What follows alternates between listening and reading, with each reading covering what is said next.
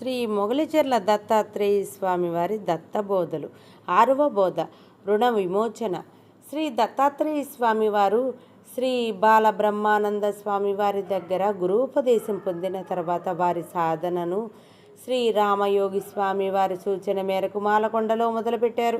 ప్రకృతి మాయను జయిస్తూ సాధనలో ముందుకు వెళుతున్న శ్రీ స్వామివారికి యాగంటి అనే భక్తుడు కొంచెం వంట చెరుకుకు అందిస్తూ, అలానే శ్రీ స్వామివారి నివాసం ఉండే పార్వతీదేవి మఠం మరియు శివాలయములను శుభ్రపరిచేవారు. అలా శ్రీ స్వామివారికి చేరువైన యాగంటి శ్రీ స్వామివారి భక్తి కొద్ది పాలు అందించబోతే శ్రీ స్వామివారు వాటిని తిరస్కరించారు. అంతేకాదు, శ్రీ స్వామివారిని మాలకొండలో లేదా వారి చిట్ట చివరి సాధనను చేసిన ఈ మొగలిచెర్ల దత్తక్షేత్రం వద్ద కలిసిన ఎంతోమంది శ్రీ స్వామివారి దైవ సంపదకు ముచ్చటపడి అనేక సందర్భాల్లో ఎన్నో సమర్పించుకుందామని చూసినా కానీ శ్రీ స్వామివారు అన్నిటినీ అవతల వారి మనస్సులు నొచ్చుకోకుండా సున్నితంగా తిరస్కరించేవారు. ఎందుకంటే ఏ వస్తువు మీదైనా కోరిక పెంచుకోవడం అనేది మనస్సుని కఠినమైన మోక్ష సాధనకు దూరం చేసే మాయ. ఆ మాయ పొరలను దాటలేకపోతే ఆ కోరిక తీరటానికి ఇంకొక శరీరంతో ఇంకొక జన్మ, అలానే మరొక్క శరీరంతో మరొక్క జన్మ అంటూ జన్మరాహిత్యానికి ఎంతో దూరంగా జీవులని విసిరేంది. ఆ పరమాత్మను చేరుకోవాలంటే లెక్కలు పూర్తిగా సున్నా అయిపోవాలి కదా.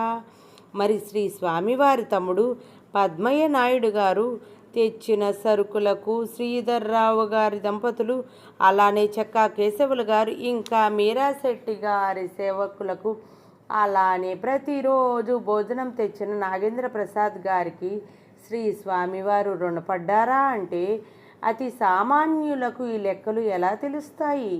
సాధనలో ముందుకు వెళ్ళే కొద్దీ ఇలాంటి ఆలోచనలు ఎన్నో ఆ పరమాత్మ దయ వలన సమాధాన పడతాయి.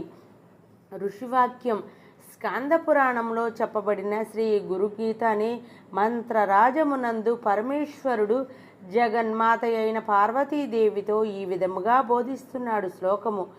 అనేక జన్మ సంప్రాప్త కర్మబంధ విదాహినే జ్ఞానానల ప్రభావేన తస్మై శ్రీ గురవే నమః. ఇంకొక శ్లోకము. బహుజన్మ కృతాత్పాదయమర్దో నరేచతే జన్మబంధ నివృత్త్యర్థం గురుమేవ భజేత్ సదా.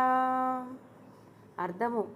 అనేక జన్మలు ప్రాప్తించిన ఈ కర్మబంధాలను రుణాలను ఆత్మజ్ఞానం అనే అగ్ని ప్రభావంతో దహించినట్టి సద్గురువునకు నేను నమస్కరిస్తున్నాను.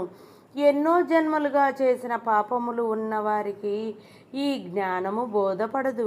కనుకనే రుణ విమోచనముతో ఈ జన్మ పరంపరలో నుండి బయటపడటానికి సద్గురువులను సదా భజింపవలేను.